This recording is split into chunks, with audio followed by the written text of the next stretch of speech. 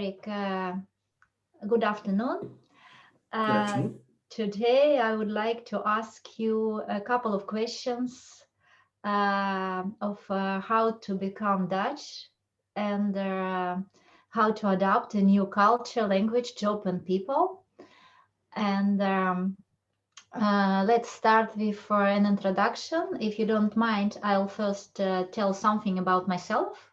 Yes, please. My name is Tsarina, and I'm the owner of a translation agency and language school, Tsarina Translations and Language School. I'm an officially sworn translator of Russian to Dutch and a teacher of English, Russian, and Spanish. And I also teach Dutch as a second language. Originally, I'm a maritime engineer, and I now teach maritime English and business English in order to prepare people for job interview. And my hobbies are playing tennis and acting in movies. I also make subtitles for the movies for foreign film festivals. And I want to ask you, who are you and where are you from and what do you do? Sure. Sarina, nice to meet you. My name is Eric Hanson. I am from the US. It's December 2020. I moved here in March of 2011, so almost 10 years ago. I had been working for a company in America, in the state of Oregon on the West Coast, and I knew that the company had a Dutch owner. But I didn't know much about it. And I had coffee with him one day and I was doing pretty well. And he asked me, do you want to move to Amsterdam? And I said, yeah, I'd love to move to Amsterdam. Eventually, it turned out that the company had an office in a town called Zeewolde that is near Harderwijk, so about an hour from Amsterdam. And I ended up moving to the town of Almere, and I've been here almost 10 years. And I'm working now for the province of Flevoland as a trade developer, which means I help local Dutch companies looking to go abroad with goods or services to navigate the market and figure out the best possible approach.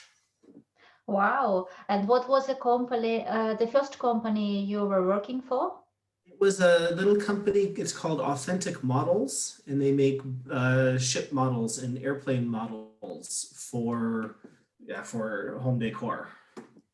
Oh, So but you, very specialist product. okay, but you don't work there anymore. No, I left after about 6 years. It was time to do something new, and I was able to change my visa from I was a so-called kennismigrant, so a knowledge worker, and I was able to change my visa to permanent residency after having gone through the inburgerings process and taken the language exams. So Hmm. that gave me a lot more freedom to do whatever I wanted. Yes, and so you told us why you came here, but what made you stay here? I like it. My wife is from Australia, and we met each other when she was living in London, and she now is a teacher at the International Primary School here in Almere, which is just next to Amsterdam. Our son is born here, and this at this point, this Holland feels more like home to both of us than any place else. And it's been a great place, and we've had a lot of great opportunities living here that we may not have had in the US or in Australia. So it's a good place to stay. Oh, and which opportunities you're talking about? I mean, just think of all the travel we can do. Mm. We we can not now because of COVID, but normally, we can go for weekends to Germany. We can get in the car and drive to Italy. Um, and it's a very high standard of living and quality of life as well. And that plays an important role in the decision making process. Is you look at in my case, I could move home to the USA and probably earn a much higher salary, but I would also have much higher costs because the social system is set up differently. So I would have much higher costs for health insurance and have much higher um, requirements to save for my child's education. And those are things that are organized differently here. And I like that.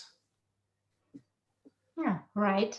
And tell me about the biggest challenge you have had to deal with the Netherlands or within the Netherlands. The language was a huge one for me.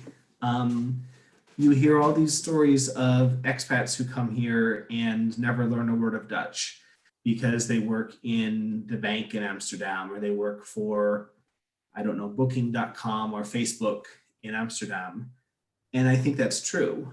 But I was working for a small company about an hour outside of Amsterdam, and English wasn't cutting it for me. So I knew I needed to sort of buckle down and learn the language. And it took a while, but I'm pretty confident now, have been for years. And you and I met in a webinar, an online knowledge session in Dutch. And so I think it's worked out, and it's opened up so much more opportunity that I wouldn't have had if I hadn't learned the language. Right, so it's fine that you adapted to the change and learned very good to speak Dutch. And can you tell me about a specific thing you had never done before?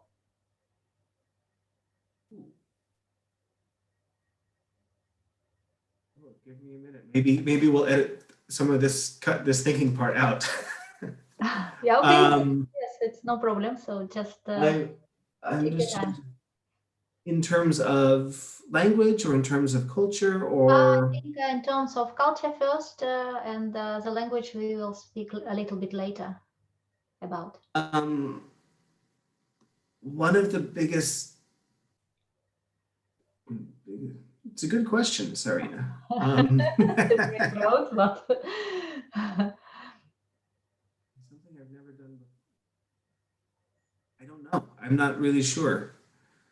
Um, I'm just trying to think back. Maybe we can come back to that one. okay, it's fine. Um, can you describe a situation in which you embraced a certain cultural aspect of the Netherlands, the language and people? It seems very little, but when my son was born, I took they do a little thing here, beschout met mausjes, and it's a very, very dry. I can't use the word cake. It's a very, very dry piece of bread that you put a little bit of butter on and some really hard sprinkles, the kind that will crack your teeth. But it was very, very fun to be able to share that with everyone. And in the Netherlands, if you have something exciting to celebrate, you celebrate it at home, but also with your colleagues. You go to your neighbors to share your good news. And that was a very fun cultural moment for me to be able to do that. Yeah, it's nice. Do you know how does it called in Dutch? Beschouwd met meisjes. Yeah, yeah, yeah. Het is een echt vreselijk. They're disgusting. But I don't like it too. No. No one does, but it's the culture. It's what you do. Yes. And it's the same as when someone sees you on the street in the Netherlands and you're eating maybe a sandwich or eating a croquette. Everyone is going to wish you eet smakelijk. People you've never met are going to wish you a nice meal because it's a very social culture.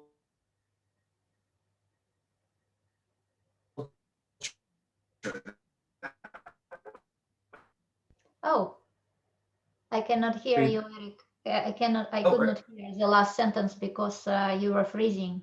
The screen was freezing. Was freezing. Sorry. So maybe you I can. said it's it's the same as being when someone sees you in public eating a sandwich or having a meal, they will always wish you a nice appetite. Eet smakelijk. because the Dutch are a very social people. Right, yeah. Describe a situation in which you were embarrassed. Watching myself speak Dutch. I always, I, I always, I, I'm always very embarrassed by my accent, and I know that an accent shouldn't matter, but I always feel like, oh yeah, everyone knows everyone will always know I'm a foreigner. But you just swallow and get through it because that's part of life. And one nice thing about this country is that there's so many people here from all over the place that people are very used to it. I imagine maybe you have experienced something similar because Yes, everywhere you go, there's people from everywhere. yes, right. And your accent is very cute. I like it. Thank you. No, why, thank you, I think. Describe a time when you felt stressed or overwhelmed, or maybe disconnected with people of culture. This,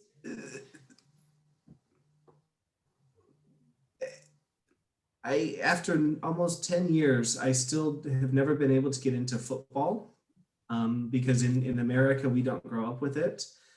And I've never been able to get into watching Dutch television. And so I can never participate in that part of the conversation. And especially for men, talking about football is a very important thing because that's what guys do. Um, and so I've always felt a little disconnected on that part.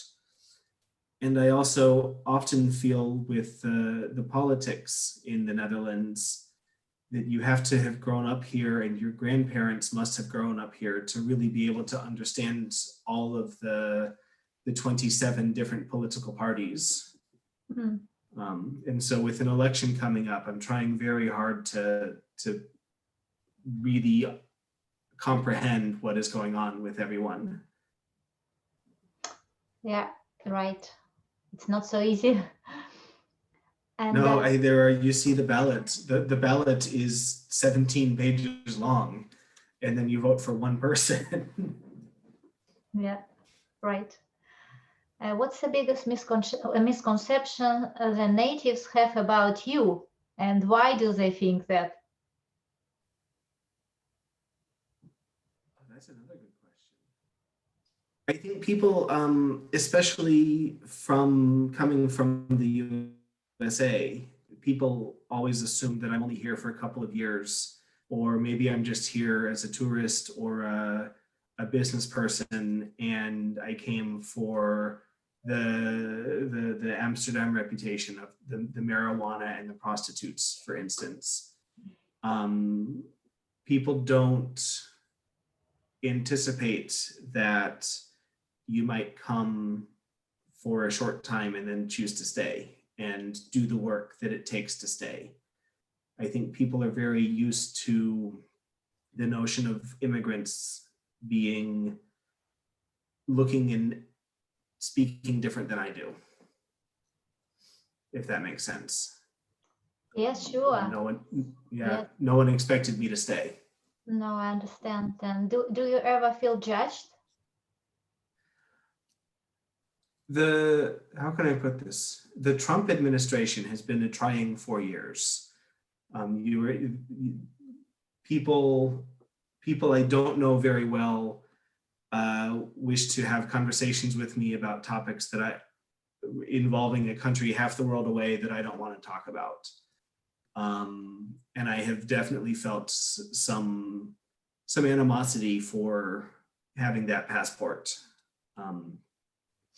But I think most people understand once you start talking to them that I live here and this is my home, and people are generally very open to that.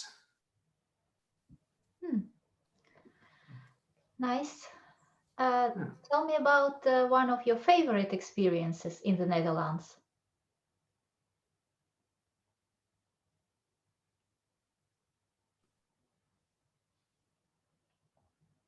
My first King's Day.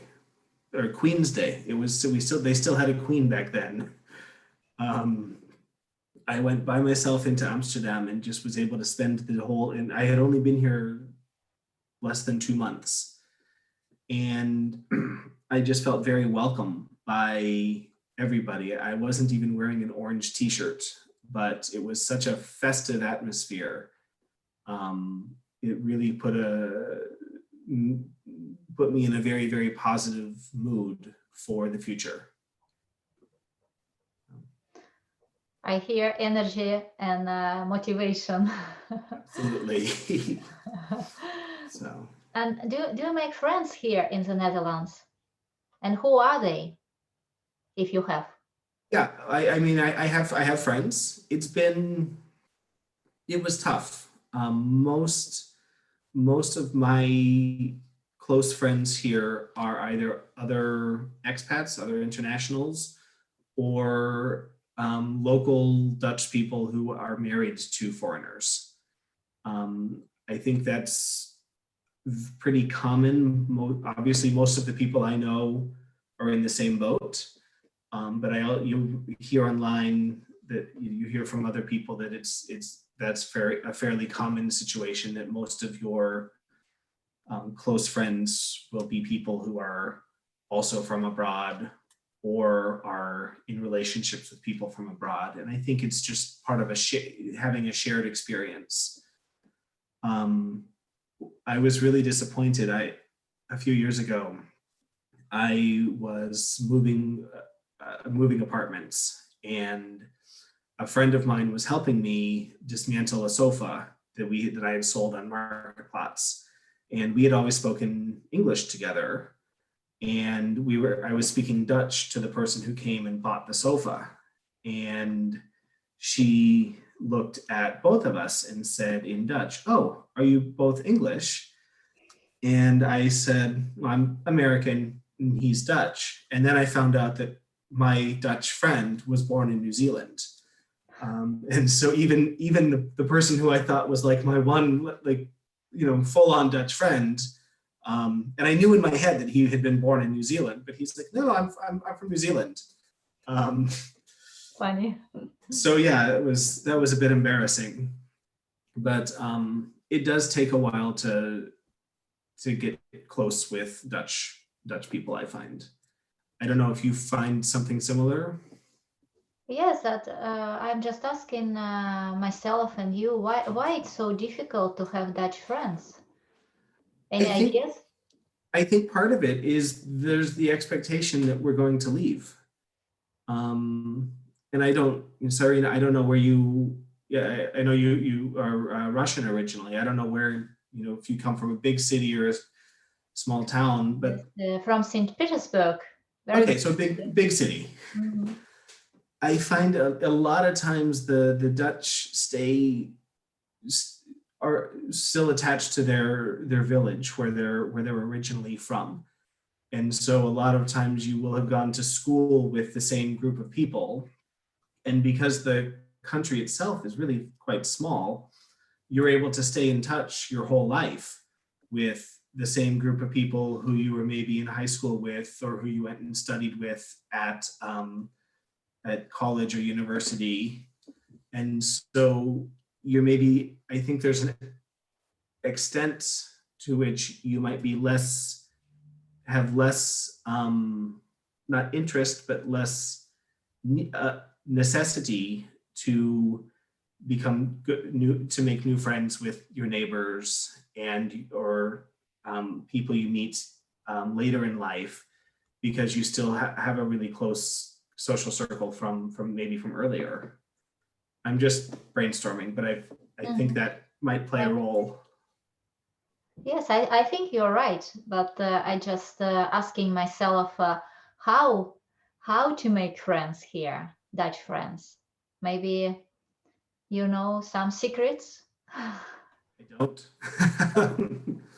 No, yeah, just chat to people, and especially having kids helps, because you run into people at playgrounds and at school, etc. But it's not or else you need to find people based on mutual interests. Yeah. So, if you are into photography, join a photography club and you will meet people. But I don't think, don't expect that you're going to be passing beers over the fence to your neighbor back and forth.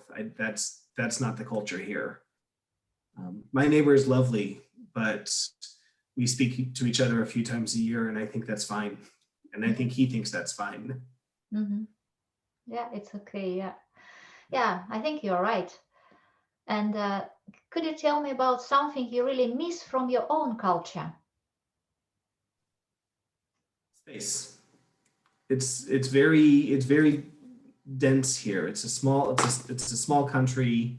Um, the housing is relatively small.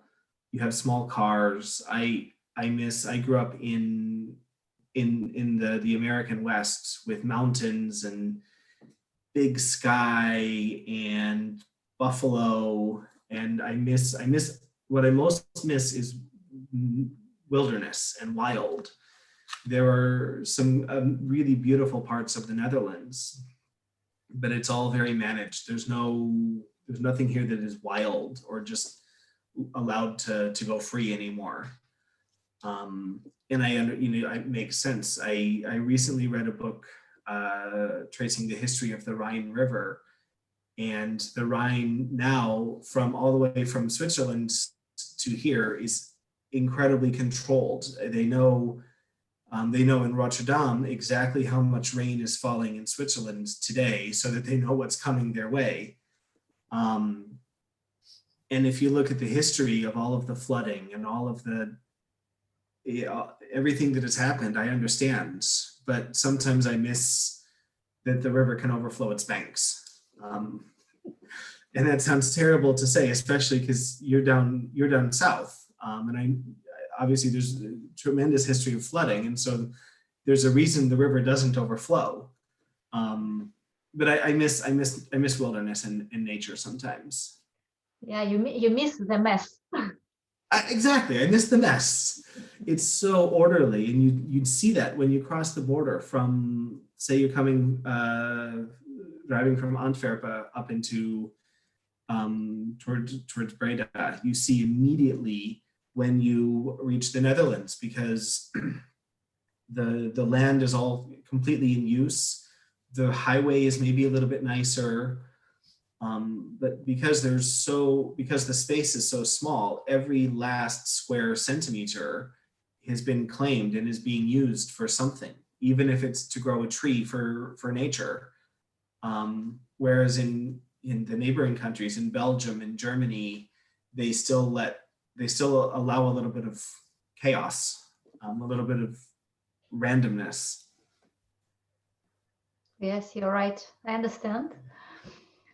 Tell me about the toughest decision you had to make in the last 6 months. In the last 6 months. That's going to be COVID related. Deciding not to see my family this year has been a challenge. It's almost Christmas now when we're filming this, and my wife and I, before first I and then my wife and I have always gone away for Christmas, and so we knew this year that was just not going to be an option. And so, we make the best of it. We bought a Christmas tree, and I think it's going to be fun. But that's been a challenge, because one of the things that I like so much about the Netherlands is how connected this country is. It's very easy by plane, train, automobile, ferry boat to go places, to get someplace new. And since March of this year, that's been very hard. And there are obviously still possibilities, but there are a lot more strings attached to that decision, and it's a lot harder to do the kind of travel that we had been used to. So are there some planes? flying to the US? There's a lot, actually. I'm really surprised by how many flights are going back and forth. But I hear anecdotally that they're mostly half empty, or even fewer people. But there's a lot of cargo freight going back and forth. Mhm. Um, and so that's been, we could have gone, but is it responsible? No, probably not. And so we don't. And there are no flights to Australia. There's no one gets in, no one gets out right now. Mm. So Yeah, I see. Yes, it's for a lot of people very difficult decision yeah, not to coming home, not to see their families. So I understand it. exactly. Yeah. Um, Describe a time when you applied for a job and how did it go? So I've changed career or changed job 2 times since I came with a job. And after a while, I knew I was done. I knew it was time to move on, change some things up in life. And I discovered that my English language CV was more appreciated than my Dutch language CV. So I quit bothering with a Dutch language CV and would just send a Dutch cover letter. Um, I work in export sales, and so there's an expectation. I think that position is in English. And I was looking at mainly international Dutch companies operating internationally. Um, so I didn't feel that I was at a disadvantage compared to a local candidate. I think if I was in another field, that would definitely be an issue. Um, when I came to work for Horizon Flevoland, the regional development agency where I work now, I was approached by a recruiter who knew me from a different a different project we had worked on, where I ended up saying no, I didn't want the job. Oh, Um, and he came to me and said, "Look, I think I've got something that is perfect for you. Would you like to sit down? Do you want to sit down with the director?" And I did. mhm. And so that went very, very smoothly. Um, at no point was there ever any issue made of my either my nationality or my language ability, though the interviewing was all in Dutch. So I think I was able to prove that I could handle it. Mhm. But it never came up. Oh, it's very beautiful that you had such amazing experience. Yeah, I think I understand it's for other people it can be a lot tougher. Um, Yes, yes. but And but what is your profession? What did you study back to the US? I studied business and international relations. So Oh. I have a business background, and I've been in my field now in uh, developing export markets for 15 years, and so I have some 15 now 12 years. So I can speak with a lot of authority, and I find that works pretty well. Um, I will say Dutch companies are quite focused on what your study was. Mm-hmm. There, and a lot of times, if you study, for instance, IT, um, it would be very, very hard to go into a role, even in business management of an IT company. They would want to look for a someone who studied business management. And I think that is a trap where a lot of internationals have trouble, because you may have studied something back home and through all the years have developed a completely different set of skills, but a bad hiring manager will only look at what your degree is in. And I've been very fortunate not to find hiring managers who look beyond that. so far. Hmm.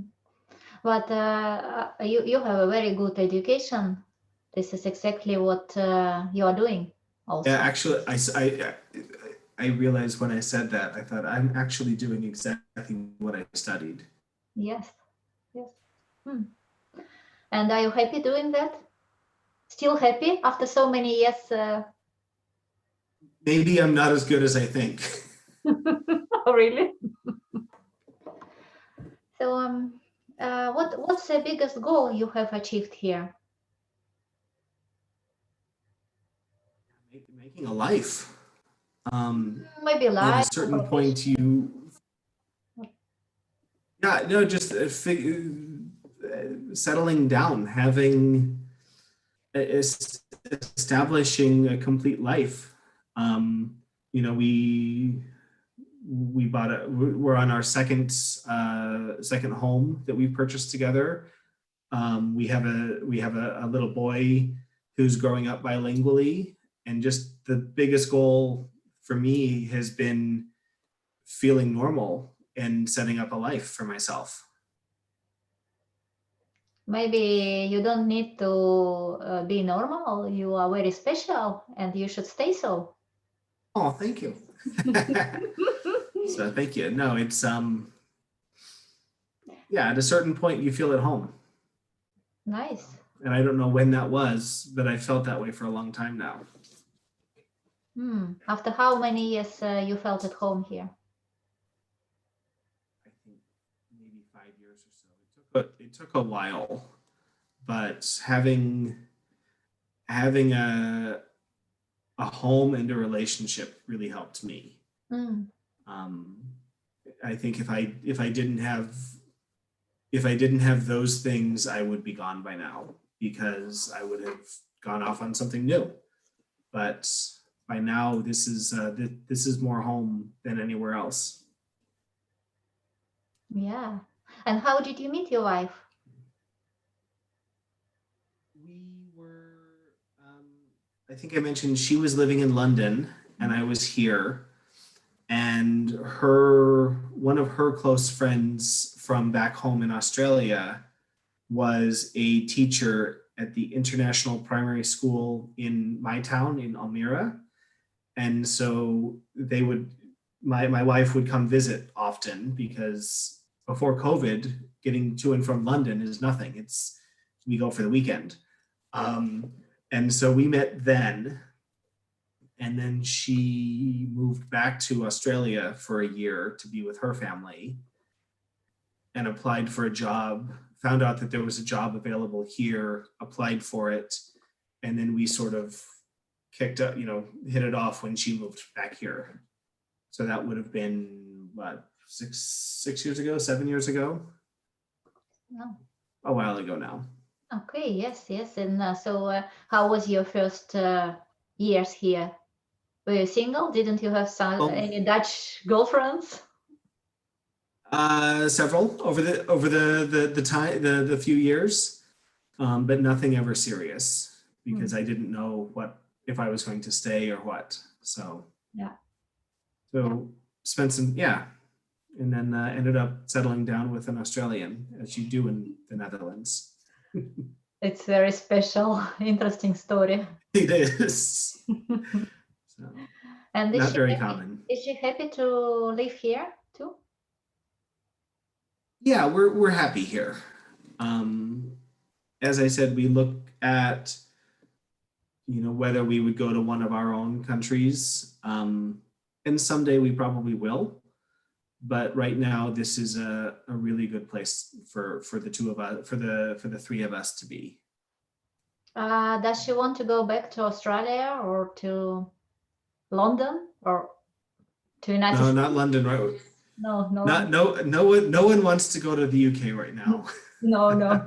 But maybe Australia is a nice country. I don't know. I never been I there. think I think someday I think we would both like to maybe end up in Australia.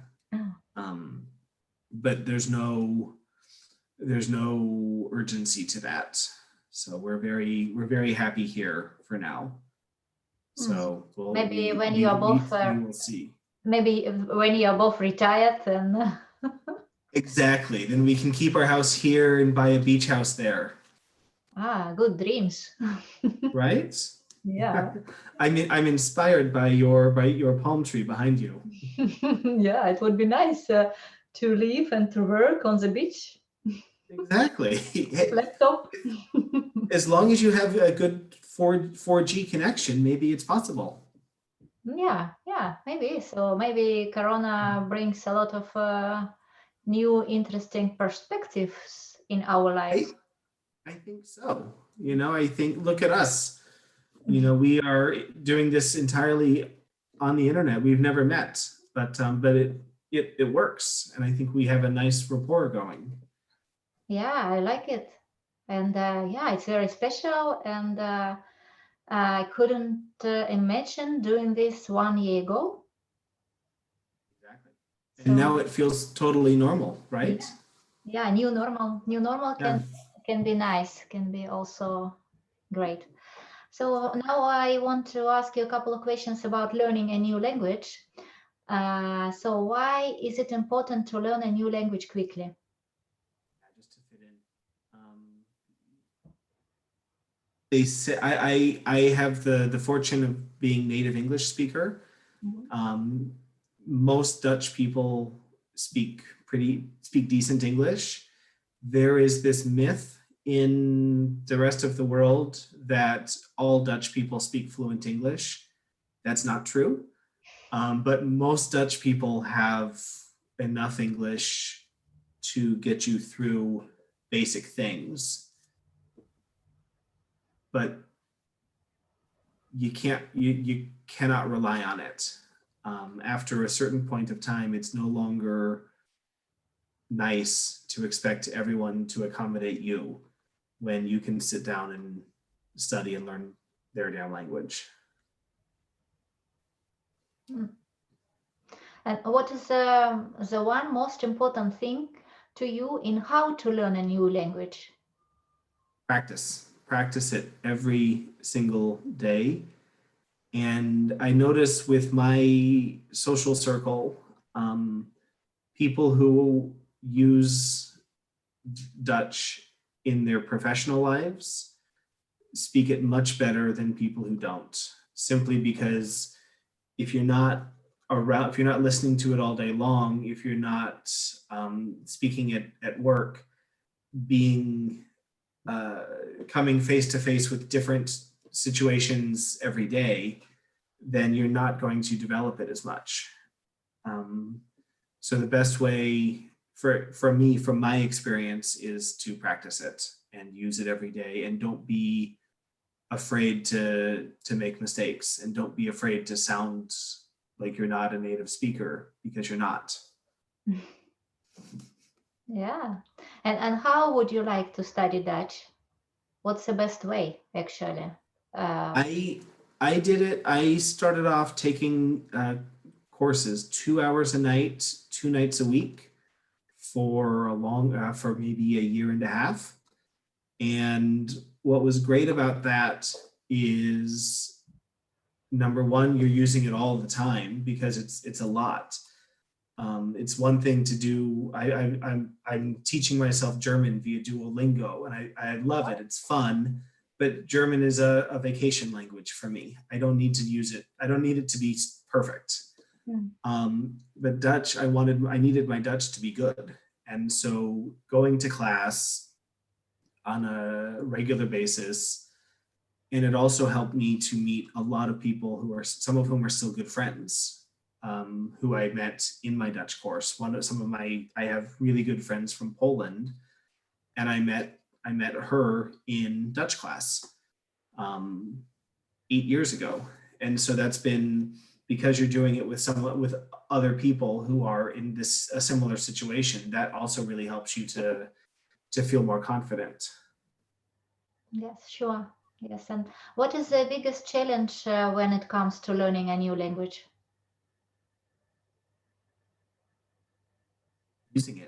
Using it in a situation, starting off a situation where you don't know that you'll know all of the words. And I'll give an example of that is going to the doctor.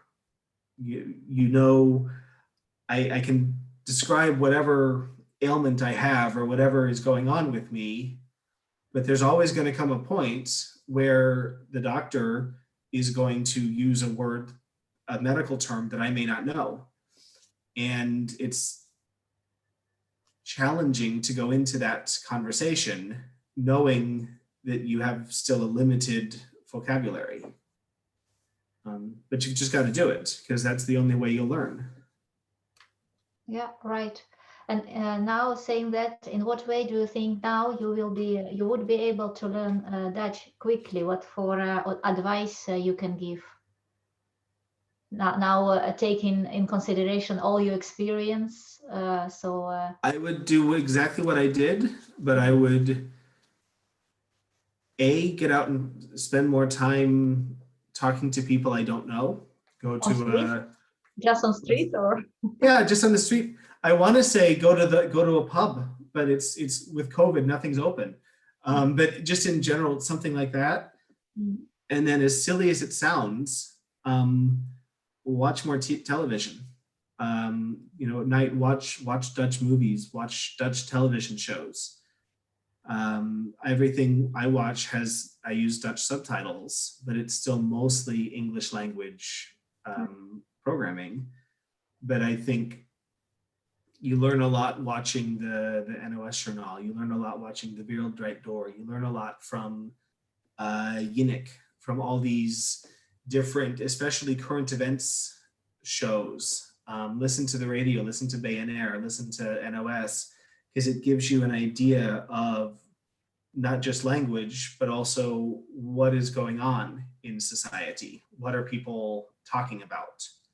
And so that's the one thing that I would have done more of when I was first learning, is pay more attention to current events. or why didn't you do that? It didn't seem interesting at the time. No. And it didn't seem relevant nowadays in my current job. What's happening politically is somewhat relevant, but 9 years ago, it just wasn't. I did not care about the Partij for the Dieren. I still don't really care about the Party for the Animals, but because of the lack of context, I was even less interested. Whereas I wish I had put more time into understanding the historical political context for what people are talking about every day here. Right, I see. And if you want to study Dutch, how would you search for a course? I found my instructor in my school via a Facebook group that I was active in. Which Facebook group? It was called International Almira. Oh, I saw this, I think. I don't have Facebook, but somebody just told me about this. Yeah, so I think Facebook has become generally less popular since then. But that's how I sort of found the place I ended up going to. I think today the best way to do it is still to talk to other people who have learned the language. And ideally, you would want to find a place where find someone who speaks your own language as an instructor. I think it would be very difficult, for instance, if your native languages are, say, Ukrainian and Russian, to then go and learn Dutch from someone who speaks Dutch, English, and German. Because you have no chance to fall back. And I experienced that as well. And so I think it would be very useful to have, if you're not, most Dutch teachers have very strong English. But I think if your English is maybe not super strong, it would be very useful to find someone who speaks whatever language you are from. So Turkish, Arabic, Portuguese, whatever it is. And then yeah, Google. Everyone's on the internet. Yeah. No, you're right. I agree, and I think that my extra value is that I give lessons in your native language, like Russian, Spanish, or English, and it will make easier, of course, and will deliver quicker results. One time is the most precious asset. So Absolutely. And you're right. I think, watching someone struggling, struggling with a concept in Dutch and then struggling to understand it when it's explained say in English, I think that's really challenging. So if you have the opportunity to learn Dutch from someone who also can speak your language, I think that would probably be really good. Yeah, I agree. And how do you feel about learning a new language online via Zoom, Skype, or Teams? I've haven't tried it, so I don't know. I think you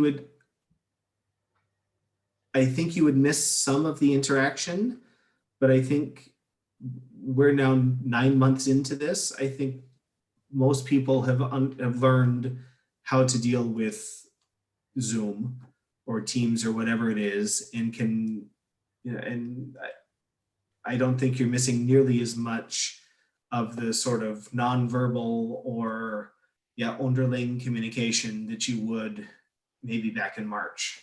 So I think it's probably I'd be sad for the social aspect because you can't hang out in the hallway or carpool home the way that you could if you're doing it in person. But I think it's important to continue to do it, to continue to study.